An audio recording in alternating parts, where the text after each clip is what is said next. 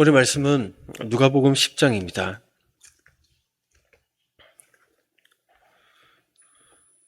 누가복음 10장 25절에서 37절까지 함께 보겠습니다.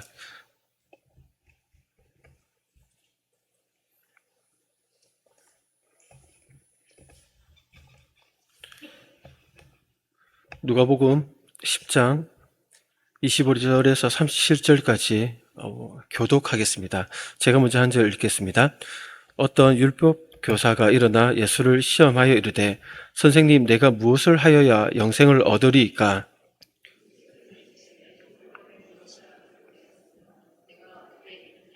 대답하여 이르되 내 마음을 다하며 목숨을 다하며 힘을 다하며 뜻을 다하여 주 너의 하나님을 사랑하고 또한 내 이웃을 내 자신같이 사랑하라 하였나이다.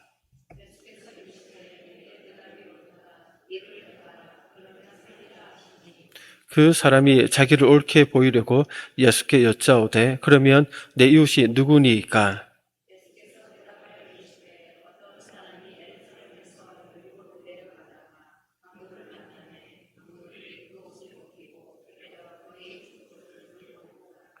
마침 한 사람이 그 길로 내려가다가 그를 보고 피하여 지나가고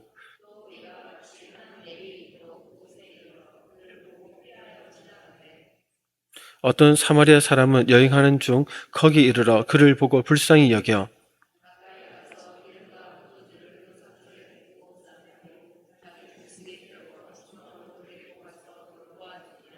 그 이튿날 그가 주막 주인에게 데나리온 둘을 내어주며 이르되 이 사람을 보아주라. 비용이 더 들면 내가 돌아올 때에 갚으리라 하였으니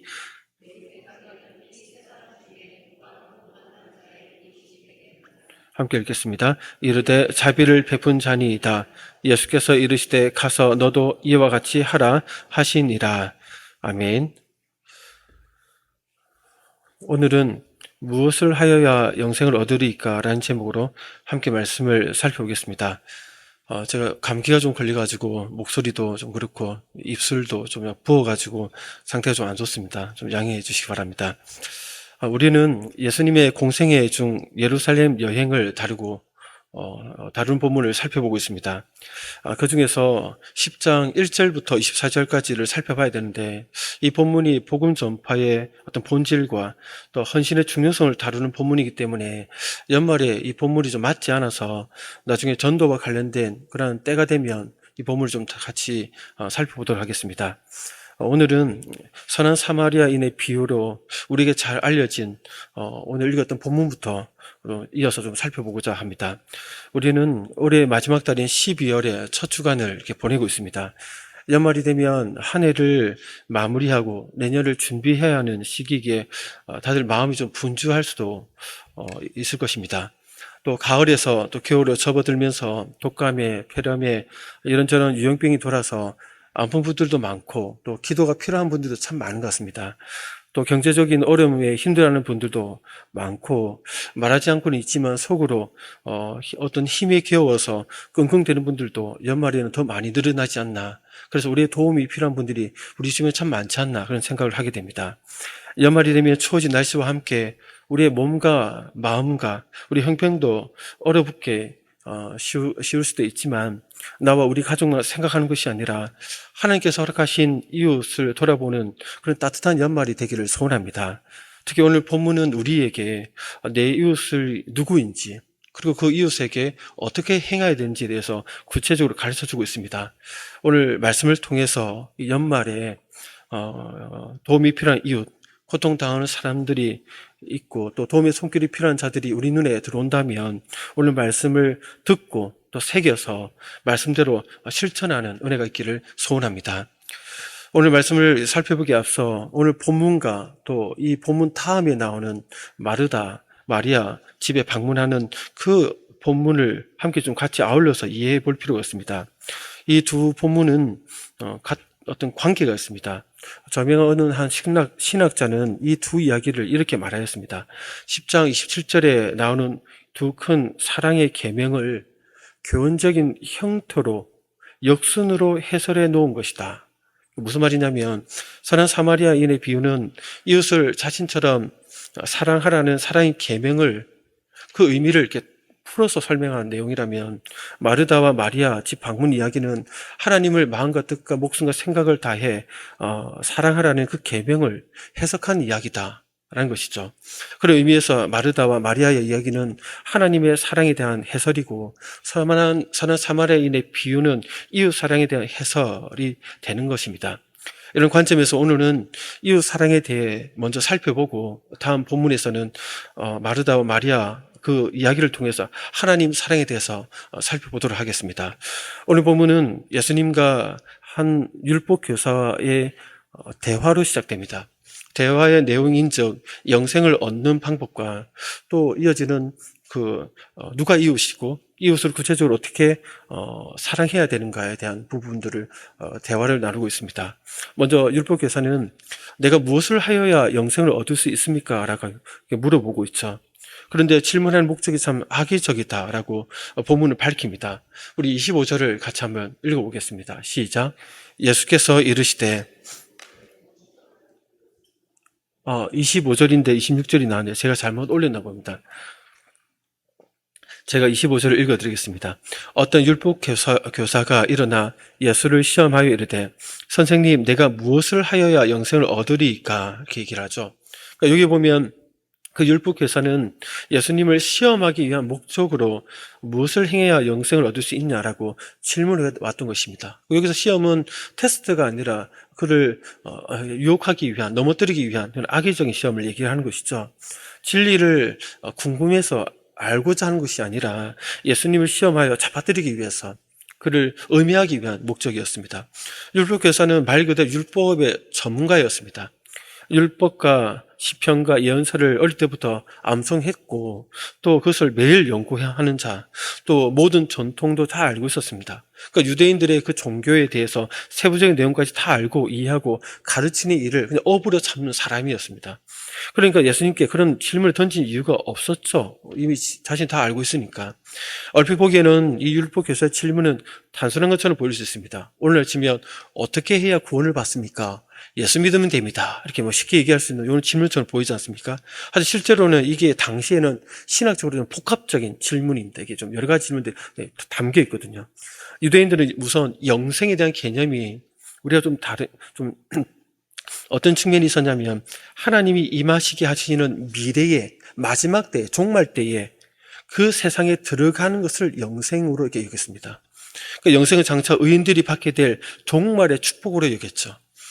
그런 의미에서 율법 교사는 이렇게 질문한 것과 같았습니다. 마지막 때에 의인들의 부활에 동참하기 위해 나는 지금 무엇을 해야 합니까? 나는 무엇을 계속 해야 되죠? 이런 질문입니다. 영생 즉 마지막 때 의인들의 부활에 동참하는 그 복을 받기 위해서 나는 무엇을 해야 합니까? 이 질문을 던졌습니다. 율법 교사는 과연 예수라는 자가 이런 근본적인 질문에 대해서 올바른 대답을 할 수 있을지 시험하고자 했던 것이죠. 율법교사는 이런 나라한 질문을 던져서 예수님이 이단적인 발언을 하면 매장을 시키려고 했던 것이죠. 아니면 좀 어설픈 대답을 하면 그의 권위를 실추시켜서 사람들로 하여금 그를 향한 마음을 닫게 만들려고 했던 것이죠. 이런 질문을 던졌던 이유 중에 또 하나는 당시 예수님이 안식일에 병자를 낫게 하고 막 이런 걸 보니까 안식일을 지키지 않는다, 율법을 준수하지 않는다, 이런 경시한다, 이런 소문이 돌았기 때문에 그것을 좀 꼬투리 잡기 위해서 이렇게 율법의 핵심을 묻고 있는 것이죠. 이런 악한 의도를 아셨던 예수님은 지혜롭게 대처하십니다. 직접적인 답변 대신에 역질문, 반문을 하시죠. 역질문을 던지십니다. 우리 26절 다시 한번 읽어볼까요? 시작. 예수께서 이르시되 율법에 무엇이라? 아멘. 여기 보니까 율법 교사 당신이 율법에 대해 더 잘 알고 있지 않느냐, 왜 내게 질문하느냐라는 뉘앙스로 좀 반문하셨습니다. 직접 대답하지 않고 오히려 율법 교사 스스로 율법에서 자기 질문에 대한 답을 하게 하시죠. 그가 전문가니까. 여기서 예수님의 반문에는 율법에서 하나님이 다 알려주셨다, 율법이 이미 다 있지 않냐, 이런 전제가 깔려있죠. 이런 전제를 까는 이유가 뭐냐면 예수님은 너희들이 나를 오해하고 있는 것처럼 오해하고 있는데 나는 율법을 경시하지 않는다. 오히려 율법을 최고의 권위의 원천을 인정하고 있다. 그러니 율법교사, 네가 율법에 대해서 잘 알고 있으니까 그 안에 답이 다 있지 않냐. 그러니까 네가 한번 생각해보고 답해봐라. 이렇게 해서 그런 오해를 풀면서 또 질문에 대해서 그러하여금 답을 하게 하시는 예수님의 지혜가 막 농축되어 있는 거죠. 역질문 속에 보면. 또 여기서 율법에 무엇이라 기록되었으며 내가 어떻게 읽렸나라는 이 반문에는 당시 예배 때마다 외우는 쉐마의 내용과도 관련이 있습니다. 당시 예배 가운데 계속해서 반복적으로 암송하는 것이 무엇인지 묻고 있는 것이죠. 율법에서는 어떻게 대답합니까? 신명기 6장 5절과 또 레위기 19장 18절을 인용해서 두 가지의 말씀을 압축해가지고 한 문장으로, 그러니까 한 구절로 얘기를 하죠. 그게 27절입니다. 같이 한번 읽겠습니다. 시작. 대답하여 이르되 내 마음을 다하며 목숨을 다하며 힘을 다하며 뜻을 다하여 주 너의 하나님을 사랑하고 또한 내 이웃을 내 자신같이 사랑하라 하였나이다. 아멘. 그러니까 하나님을 사랑하고 내 이웃을 내 몸같이 사랑하라. 요게 핵심이죠. 그러니까 율법에서는 율법의 핵심인 그 사랑이 율법의 완성이지 않습니까? 그 대상에 대해서 하나님 사랑, 이웃 사랑이 이 율법의 핵심이다라는 것을 요약적으로 잘 대답하였습니다. 여기서 하나님 사랑은 신명기 6장 5절을 인용한 대답인데 이걸 풀어보면 10계명의 1계명부터 4계명을 말합니다. 그것을 대신 계명하죠. 하나님을 향한 계명. 사람이 하나님을 향해서 그 관계에서 무엇을 해야 되는지에 대해서 요약하는 것이 10계명의 1부터 4계명입니다. 이 말씀은 유대교의 중심을 형성하는데 하나님에 대한 그 언약 백성으로서 일편단심의 충성과 헌신과 사랑을 해야 된다. 그것을 요약한 내용입니다. 그래서 율법교사는 그 신명기 6장 7절에서 9절 이 쉐마의 명령에 따라서 이 말씀을 늘 몸에 기록해서 몸에 진액이 들 정도로 이것을 달달달 외우고 있던 핵심 구절이었습니다. 꼭 그 구절을 가지고 이렇게 그대로 얘기를 했던 것이죠. 그리고 두 번째는 이웃 사랑의 말씀을 레위기 19장 18절을 인용한 대답인데 우리 레위기 말씀 한번 띄워주시겠습니까? 같이 한번 읽겠습니다. 시작. 원수를 갚지 말며 내 이웃 사랑하기를 내 자신과 같이 사랑하라. 나는 여호와이니라. 아멘. 그러니까 여기 보면 이웃 사랑에 대해서 얘기하는데 이걸 좀 풀어서 얘기하면 10계명의 그 5계명 부모 사랑부터 마지막 10계명 내 이웃에 대해 거짓 증거하지 말라는 탐내지 말라는 요 증거들이 있지 않습니까? 요렇게 해서 이제 대인 계명에서 사람에 대한 계명, 사람과 사람에 대한 그 관계에 대한 계명을 요약적으로 이렇게 얘기를 하고 있는 것이죠. 당시 유대인들은 중요한 것은 여기서 이웃에 대한 그 개념, 그 범위를 방금 읽었던 레위기 19장 18절의 말씀에 따르면 동족이 아니더라도 그러니까 유대교를 믿는 최소한 유대교를 믿는 이방인을 하더라도 유대교를 믿는 사람으로 이해를 했습니다. 그래서 좀 배타적인 종교 지도자들은 사마리아 사람이나 또 이방인들을 이 이웃의 범주에서 제외시켰습니다. 예수님께서 이 부분을 나중에 이제 바로 잡아주시는데 그건 이따가 좀 살펴보겠습니다. 근데 여기서 사랑이라는 단어가 있는데 아가파오, 우리 많이 들어봤죠? 아가페, 이렇게 의미로 하는데 이것은 헌신적인 사랑을 얘기합니다. 그러니까 아가파오라는 단어를 문장에 한 번만 사용해서 하나님을 사랑할 때, 이웃을 사랑할 때 동일한 헌신적인 사랑에 대해서 이렇게 표현을 하고 있습니다. 먼저 하나님 사랑에서 이런 헌신적인 사랑을 입체적으로 좀 나타내기 위해서 마음, 목숨, 뜻, 힘을 나눠서 이 단어도 나눠서 설명하죠. 마음은 감정과 욕망과 애정의 중심을 말한다면 목숨은 한 개인의 존재를 의미하죠. 다 비슷비슷한 의미가 같습니다. 힘은 의지를 말하고 뜻은 지성의 중심을 말한다 이렇게 해석합니다. 이런 단어들은 인간의 인격을 이렇게 세분화할 수 있다. 이걸 얘기하는 것이 아니라 사랑이 완전해야 함을 보여주기 위해서입니다. 그러니까 전인격적으로 사랑한다. 이것을 이렇게 풀어서 이렇게 표현하는 거죠. 전인격적으로 사랑한다는 말을 마음과 목숨과 뜻과 힘을 다해 이렇게 표현한다는 것이죠. 그렇게 전인격적으로 사랑해야 한다는 것을 강조하기 위해서 이렇게 표현합니다. 이런 수식적인 하나님과의 관계에서 이렇게 사랑해야 된다는 것이죠. 동시에 수평적인 사랑도 그와 같다는 것입니다. 내 이웃을 내 몸과 같이 사랑하라는 것인데 우리는 자기 자신을 그렇게 사랑하고 있지 않습니까? 자기가 자기를 사랑하는 거 보면 정말 끔찍히도 우리가 사랑한다는 것을 알고 있습니다. 이걸 또 반대로 생각해 보면 자기를 사랑하지 않는 사람은 사실 굉장히 무서운 사람입니다. 예전에 그 범죄 프로파일러 나와서 그 범죄자의 심리를 막 풀고 막 이런 것들 TV에서 얘기하지 않습니까? 그러다 그 한 프로파일러 그분이 하던 얘기가 기억나는데, 범죄자 중에서 가장 무서운 범죄자가 누구냐면 자기를 사랑하지 않는 자가 제일 무서운 범죄자다. 왜냐하면 자기를 막 자해하고 자기를 몸을 이렇게 무서운데 몸을 함부로 막 쓰지 않습니까? 그런 사람은 자기를 사랑하지 않기 때문에 다른 사람에 대해서 똑같이 그 사람을 그렇게 흉악하게 막 대하기 때문에 그런 사람이 진짜 무서운 범죄자다, 이 얘기가 기억나던데, 그러니까 이걸 역으로 보면 자기를 사랑해야 남도 사랑할 수 있는 거죠. 근데 이게 이제 기본에 대해서 얘기를 하는데, 어쨌든 중요한 것은 이게 자기를 돌봐야 하고 그런 사랑이 다른 이들에게도 행하게 된다, 요 얘기를 하고 있습니다. 예수님은 이 율법교사의 대답에 대해서 제가 풀어드렸고, 근데 그 율법교사의 대답에 대해서 예수님은 옳다라고 인정해 주셨습니다. 그러면서 자신이 말한 대로 실천하라 라고 명하시죠. 21절을 보면 그 얘기를 지금 합니다. 그러면 살리라 이렇게 얘기합니다. 요 말씀은 그냥 문자 그대로 보면 그 율법대로 온전히 행할 수 있다면 네 말대로 영생을 얻을 수 있다, 요 말처럼 들리지 않습니까? 그래, 예수님의 이 말씀, 이를 행하라 그러면 살리라 하는 것은 율법을 지킴으로 구원을 얻을 수 있다, 영생을 얻을 수 있다를 말씀하는 것이 아닙니다. 이 말씀에 그 누구도 자기 노력이나 의지나 힘으로 지킬 수 없다는 것이 들어가 있죠. 우리는 구약의 이스라엘의 역사를 통해서 이를 확인할 수 있습니다. 언약 백성으로 삼아주신 하나님께 제일 중요한 게 사랑이죠.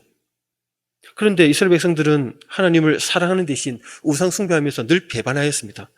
또 자기 동포들끼리도, 동족들이 서로 사랑해야 되는데 불의한 방법으로 억압하고 착취하고 괴롭히는 일들이 얼마나 많았습니까? 그래서 하나님은 계속해서 선지자들을 보내서 심판을 경고하고 회개하면 회복을 주겠다고 약속하셨지만 끝내 나라가 망할 정도로 우상 숭배하고 불의한 방법으로 억압하고 착취했죠. 그러다가 포로되고 나중에는 하나님 사랑, 이웃 사랑을 실천하지 못한 채 하는 척 할 수 있는 것처럼 겉모습만 포장이 된 채로 지금 예수님이 맞이한 이 시대가 됐다는 것입니다. 우리에게도 마찬가지입니다. 성도 여러분, 만약 온전히 헌신적으로 일평생 하나님을 사랑하고 이웃을 사랑해야 영생을 얻을 수 있다면 우리 가운데 누가 영생을 얻을 수 있겠습니까? 아무도 없습니다. 우리는 여기에 대한 다른 길이 있음을 알고 있어. 구약율법이 예언하고 있는 구속자, 메시아, 바로 예수 그리스도를 믿음으로만 영생을 얻을 수 있다라는, 우리는 그 답을 알고 있습니다. 우리는 여기서 영생과 율법에 대한 관계를 좀 생각해 봐야 됩니다. 예수님께서 이 얘기를 왜 하셨는가 좀 헷갈리게. 영생을 얻는 길과 율법을 지키는 것은 어떤 관계일까요? 우선 예수님의 인정은 이미 영생을 얻은 자의 삶이 결과적으로 하나님을 사랑하고 이웃을 사랑하는 것으로 드러난다는 것을 인정하셨다입니다. 그것을 어떻게 알 수 있을까요? 율법에서는 영생을 얻으리까, 이렇게 어떻게 얻으리까, 이게 얻는다, 이 표현은 상속받는다, 상속한다는 의미입니다. 그러니까 율법에서는 어떻게 해야 영생을 상속받을 수 있습니까? 라고 물었던 것이죠. 여러분들도 아시다시피 상속받는다는 것은 행위에 대한 보상이 아닙니다. 전적으로 하나님께서 은혜로 주시는 선물이죠.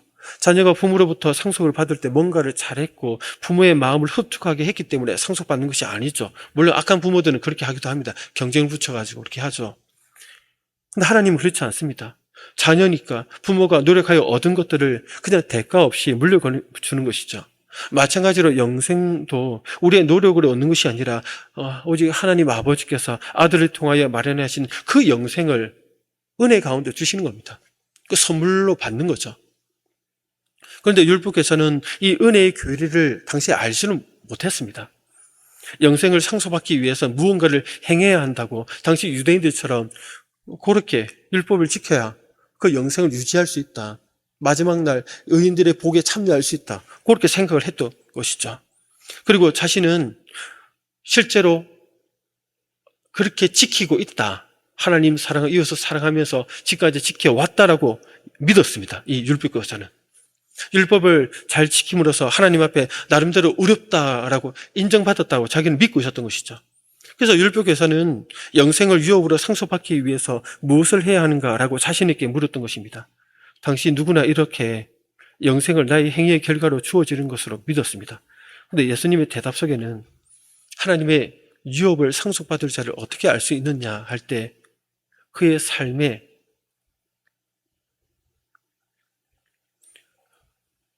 믿음으로 선물로 받는 것이고, 그리고 이것을 영생을 상속받은 자의 특징이 무엇인가 할 때 전인격적으로 하나님을 사랑하고 이웃을 사랑하는 그런 삶의 자리에서 나타난다. 그게 증거가 된다라는 것이죠. 그러니까 접근 방법이 다른 겁니다. 율법교사는 사랑함으로 구원을 받으려 했지만 예수님의 대답은 믿음으로 영생을 얻은 자에게는 그 사랑함이 자연스럽게 드러나서 그가 영생을 얻은 자임이 증거되어지는 그런 삶을 살게 된다고 이렇게 대답을 하고 계셨던 것이죠.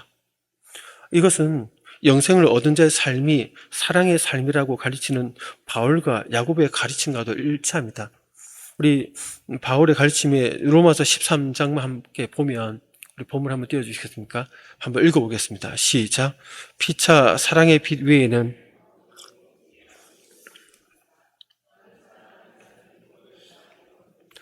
간음하지 말라, 살인하지 말라, 도둑질하지 말라, 탐내지 말라 한 것과 그 외에 다른 계명이 있을지라도 내 이웃을 내 자신과 같이 사랑하라 하신 그 말씀 가운데 다 들었느니라. 사랑은 이웃에게 악을 행하지 아니하나니 그러므로 사랑은 율법의 완성이니라. 아멘. 구원받은 자라면 율법의 핵심인 이웃 사랑에 실천적으로 행하는 그런 증거가 삶에서 자연스럽게 드러난다는 것을 이렇게 얘기를 하고 있습니다. 성도 여러분, 우리가 영생을 얻었다, 구원을 받았다 할 때 그 증거를 무엇으로 삼을 수 있을까요? 그 증거를 어떻게 드러날까요? 단지 말씀에 순종한다, 요 얘기만 해도 맞을 수 있겠죠. 근데 더 핵심으로 들어가 보면 사랑한다는 데 있습니다. 하나님 사랑, 이웃 사랑, 이렇게 사랑하는 것이 율법의 핵심이고 율법을 완성하는 것이기 때문에 사랑함으로써 내가 영생을 얻었구나, 내가 구원받은 하나님 자녀가 맞구나 하는 것을 본인도 알고 주변 사람들도 알게 된다는 겁니다. 그래서 영생을 얻은 자의 특징은 사랑합니다. 하나님을 전인적으로 사랑하고 또 이웃을 내 몸처럼 아끼고 돌보면서 사랑합니다. 다르게 표현하면 성도 여러분, 영생을 얻은 자는 하나님 사랑과 이웃 사랑을 실천하며 살아갈 수 있는 그런 상태의 사람이 되었다는 것이죠. 하나님을 사랑하되 내 중심을 다해 사랑하고자 마음, 그런 것들이 막 일어납니다. 이웃을 보면 안타깝고 불쌍하고 뭔가 도와주고자 하는 마음들이 일어납니다. 내가 예전에는 그렇지 않은데 내가 이렇게 바뀌었다는 것을 본인도 알고 주변도 알게 되고 이제는 안 할 수 없게 됩니다. 하는 게 힘든 게 아니라 안 하는 게 더 힘든 상태가 됩니다. 성도 여러분, 그렇지 않습니까? 하나님을 사랑하는 게 힘듭니까? 사랑 안 하는 게 힘듭니까? 이웃을 사랑하는 게 힘드십니까? 이웃을 사랑하지 않는 게 힘드십니까? 거듭나기 전에는, 영생을 얻기 전에는 하나님 사랑하는 게 더 힘들죠. 근데 거듭나고 나면 하나님 사랑하지 않는 게 더 힘듭니다. 괴롭거든요. 거듭나기 전에는 이웃을 사랑하는 게 싫습니다. 왜 사랑해야 되는지 따지죠. 근데 거듭나고 나면 이웃을 사랑하는 게 더 쉽습니다. 사랑하지 않으면 내 양심이 괴로워서 계속 힘듭니다. 그런 상태가 된다는 거죠. 여러분들 모두가 그런 상태에 있지 않습니까? 그게 당연한 겁니다. 우리가 영생을 얻어 마지막 날에 가게 될 천국을 생각해 보면 어떤 것일까 궁금해하죠. 초등학생 수준에 생각하는 분들, 저도 그랬지만 천국 가면 매일 예배 드리니까 지겨워서 어떻게 사나 이렇게 생각하는 분들 참 많은데 그런 관점이 아니라 율법의 핵심인 하나님 사랑과 이웃 사랑을 온전히 완벽하게 할 수 있는 상태의 사람들이 모인 곳이 천국입니다. 지금 좀 불안하죠. 재성이 있으니까. 근데 그러니까 완성된 상태로 가야지 않습니까? 그러면 하나님 사랑하는데 중간에 100%입니다. 순도 100%. 거침이 없습니다. 이웃을 사랑하는데 중간에 뭐 재성도 없고 마귀도 없으니까 시기시리도 없으니까 그냥 100% 완성된 상태로 하나님을 100% 사랑할 수 있고 100% 이웃을 사랑할 수 있는 그런 사람들이 모인 곳이 천국인 것이죠. 그러니까 고민도 없고 갈등도 없고 어떤 망신도 없이 하나님 사랑과 이웃 사랑을 실천할 수 있는 자들이 모인 것이 천국입니다. 얼마나 행복할까요? 예배 치겠도록 드린다 뭐 이런 데 꽂히지 마시고 천국이 그런 곳이라는 것이죠. 그러니까 하루라도 빨리 가면 좋겠다 그런 생각을 하게 되는 겁니다. 이제 뭐 다시 본문으로 돌아와서 보면 근데 이제 율법교사는 예수님이 이런 의미의 말씀을 이해하지 못하고 있었죠. 자신은 이제 지금까지 하나님을 사랑하고 이웃을 사랑하라는 율법을 온전히 잘 지키고 있다 이렇게 여겼습니다. 그래서 자신의 그런 어려움을 드러내고자 내 이웃이 누구냐 이렇게 묻습니다. 그러면서 이제 진정한 이웃이 누군지를 지금 예수님이 알려주십니다. 우리 29절에 보면 그 자기를 옳게 보이려고 가시하기 위해서 그렇게 하고 있다라고 이렇게 얘기를 하면서 얘기를 하죠. 예수님은 이런 의도를 아시기 때문에 그를 드러내는데, 그를 높이는데 그 질문에 말려들지 않고 누가 내 이웃이 될 수 있는 자격이 있는가가 아니라 누가 도움이 필요한 자의 이웃이 되어주는가라는 관점에서 이야기를 하십니다. 그러면서 그 이야기가 그 유명한 선한 사마리아인의 비유를 드시는 것이죠. 어떤 사람이 예루살렘에서 여리고로 내려가다가 강도를 만나 거의 죽게 되죠. 예루살렘은 해발 760m 정도 높이에 있습니다. 높죠. 그리고 여리고는 해면보다 250m 낮은 지대에 있습니다. 엄청 낮죠. 그러니까 이 높이가 한 1000m 정도 되죠. 그러니까 내려가는 길이니까 가파르고 길 옆에는 암석들도 많았고 동굴들도 많았다고 합니다. 그러니까 이 강도들이 숨어 있다가 이제 막 덮치는 것이죠. 이것을 한 사람이 지나가다가 노상강도 만나가지고 다 뺏기고 얻어터져서 얼마 이제 죽음의 직전에 이제 놓였던 것입니다. 옷도 호딱 벗겨가지고 이제 버렸던 것이죠, 그를. 근데 마침 한 제사장이 지나가다가 그를 보고는 그 길로 이제 내려가다가 그러니까 예루살렘에서 일 보고 내려가는 길이었죠. 예루가. 그를 보고는 피해서 지나갑니다. 제사장의 주요 임무는 백성들을 위해 예루살렘에 있는 성전에서 하나님께 희생 제물을 드려 제사하는 일이었습니다. 여리고로 내려간다는 것은 성전에서 봉사하는 기간을 마치고 이제 여리고에 있는 자기 집들이 많았다고 합니다. 당시에 제사장들 집들이 여리고에 그 가는 길이었던 것으로 보입니다. 그런데 강도 만난 자를 보고도 피해서 지나갑니다. 의도적으로 그것을 보고는 우회해서 지나가 버리는 것이죠. 레위인도 똑같이 합니다. 뒤따라오는 레위인도 제사장이 이제 먼저 퇴근을 하니까 이제 이어서 또 퇴근을 하고 이제 집에 가는 길이었던 것이 보입니다. 이들을 보면 따로 구별된 자여서 성전에서 봉사하는 그런 자들이었죠. 그것도 이제 피해서 갑니다. 이들을 왜 피해 갔을까요? 자신도 강도를 만나게 될지 모른다 두려움 때문일 수도 있고, 아니 그 사람이 이미 죽었기 때문에 만졌다가는 시체 만졌다가 더럽혀져서 율법에 의해서 제사장 더럽혀지면 안 되니까 그래서 피해간다 뭐 그럴 수도 있을 것입니다. 근데 중요한 것은 성전 봉사 기간이 끝났기 때문에 집에 가는 길이었죠. 그러니까 좀 더럽혀져도 7일만 지나면 깨끗해지니까 상관없었습니다. 그러니까 이 모든 것들이 어떻게 보면 핑계였습니다. 율법에는 상처 입은 사람을 위해 선행을 베풀고 돌봐줄 것을 요구하죠. 이러한 율법을 가르치는 사람이 당시 누구였냐면 제사장들이었습니다. 그러면 제사장은 이런 가르침을 알고 레위인도 가까이 있었으니까 알 터인데도 말로는 가르치면서 실제로 그런 어려움을 당한 사람을 봤을 때 못 본 척 피해서 지나가 버렸습니다. 예수님이 이렇게 이들의 미신적인 태도를 드러내시죠. 종교 지도자들이었던 제사장과 레위인에 이어서 세 번째로 의외의 인물이 등장합니다. 바로 사마리아인이죠. 사마리아인은 예수님 당시 유대인들에 의해서 사람 취급 받지 못했습니다. 돼지고기를 먹는 것과 먹으면 부정해지는 것처럼 사마리아인들도 그런 급으로 이렇게 여겼습니다. 그들과 그래서 상종하지 않으려겠죠. 돼지고기 먹는 것과 같은 의미로 여겼기 때문에. 근데 반면 유대인들로부터 멸시받던 이 사마리아인은 어떻게 합니까? 그를 보고는 어떤 마음을 품죠? 불쌍히 여깁니다. 불쌍히 여깁니다. 그리고는 급히 응급처치를 하죠. 그러면 주막으로 데려가서 끝까지 돌봐줍니다. 예수님은 사마리아인이 이 사람을 위해 베푼 모든 선행을 자세하게 묘사하죠. 먼저 그를 불쌍히 여겼다. 그리고 상처를 싸맸을 때 붕대가 필요하지 않습니까? 보통 쓰고 있던 두건이나 자기 옷을 찢었을 것이다 라고 이렇게 학자들은 해석합니다. 그리고 자기 짐승에 태웠으면 자기는 걸어야 가야 되죠. 또 주막으로 가서 돌봐주었습니다. 또 포도주를 뿌렸죠. 포도주는 이제 감염을 막는 데 사용하고 기름은 통증을 진정시키는 데 효과가 있었다고 합니다. 거기에다가 사마리아인은 상처 입은 그 사람을 밤새도록 간회호에 주었습니다. 이튿날 자기의 용물을 보기 위해서 길을 떠나야 했는데, 그러나 강도맞는 사람의 상태가 나아지지 않으니까 주막 주인에게 두 데나리온을 맡깁니다. 한 데나리온이 하루 품삯이죠. 그러니까 이틀치 품삯을 미리 선불로 주면서 내가 오기까지 그를 좀 간호해달라, 먹이고 입히고 돌봐달라, 이렇게 얘기합니다. 그 비용 안에 보면 그 간호비, 또 뭐 음식비, 뭐 이렇게 치료비 다 포함된 거죠.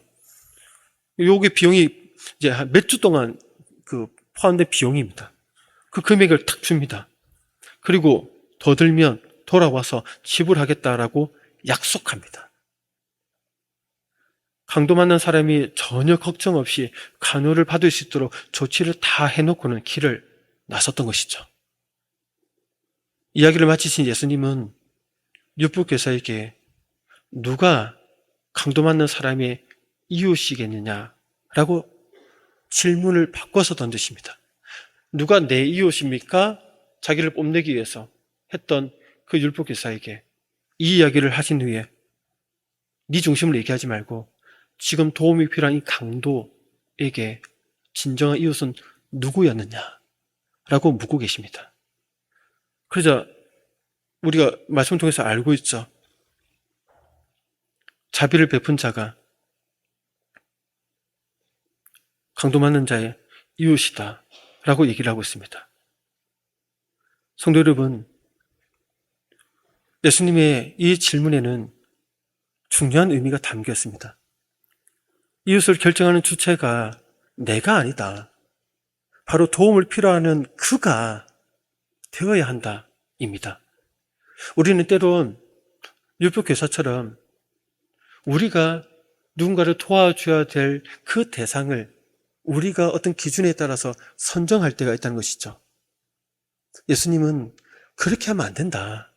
네 기준에 따라서 네가 가진 생각에 의해서 누구는 도와야 되고 누구는 도우면 안 되고 이렇게 정하지 말고, 도움이 필요한 누군가가 눈에 들어오면 그 사람의 필요가 눈에 보이면 그 사람의 기준에 맞춰서 그 사람의 이웃이 되어줘야 된다라고 우리에게 말씀하고 있다는 것입니다. 성도 여러분, 이것이 예수님이 오늘 우리에게 주는 이웃의 기준입니다. 이 기준을 마음에 잘 새기시기를 소원합니다. 그리고 동시에 마지막으로, 그렇다면 그렇게 이웃이 정해진다면 그 이웃에게 어떻게 해야 된다 얘기를 하고 있죠. 예수님께서 자세하게 6번이나 구체적으로 나눠서 얘기합니다. 불쌍히 여기고 응급처치하고 싸매고 태우고 주막에서 밤새도록 간호하고 돈을 맡기고 돌아와서 돈 들면 더 주겠다 하면서 자기가 할 수 있는 최선을 다해서 그 이웃을 돌본 것처럼 너희들도 그 이웃이 도움이 필요할 때 어느 수준까지 해야 되는지 바로 이 사마리아인이 한 것처럼 그 수준만큼 해야 된다는 것을 우리에게 말씀하고 있다는 것입니다. 너희들이 할 수 있는 그 최선으로 섬기는 것이 이웃을 사랑하는 그 기준이 된다입니다. 예수님은 오늘 우리에게 이렇게 교훈을 주고 계십니다. 우리는 12월 이제 연말을 맞이하면서 한 해의 마지막을 보내고 있습니다. 나름대로 힘든 분도 계실 것이고 또 주변을 돌아보면 우리보다 더 힘든 분들이 더 많이 있을 것입니다. 하나님께서 우리 눈에 어떤 분들이 힘들어하고 괴로워하고 고통스러운 것들이 우리 눈에 들어오게 하고 우리를 보게 한다면, 아, 하나님께서 저분에게 이웃이 되어주라고 나에게 허락하신 분이시구나 라고 믿음으로 받아들이시기를 소원합니다. 그리고 사마리아인이 자기가 할 수 있는 최선을 다해 그를 섬기고 사랑을 베푼 것처럼 여러분들이 할 수 있는 최선을 다해 하나님이 허락하신 그 이웃에게 사랑을 베풀어 그리스도의 사랑이 그에게 흘러가는 그런 통로가 되시기를 주의 이름으로 축복합니다. 그래서 영생을 얻은 자로서 그 증거가 이웃 사랑을 실천함을 통해서 드러내는 복된 성도님들이 되시기를 주의 이름으로 축복합니다. 함께 기도하겠습니다.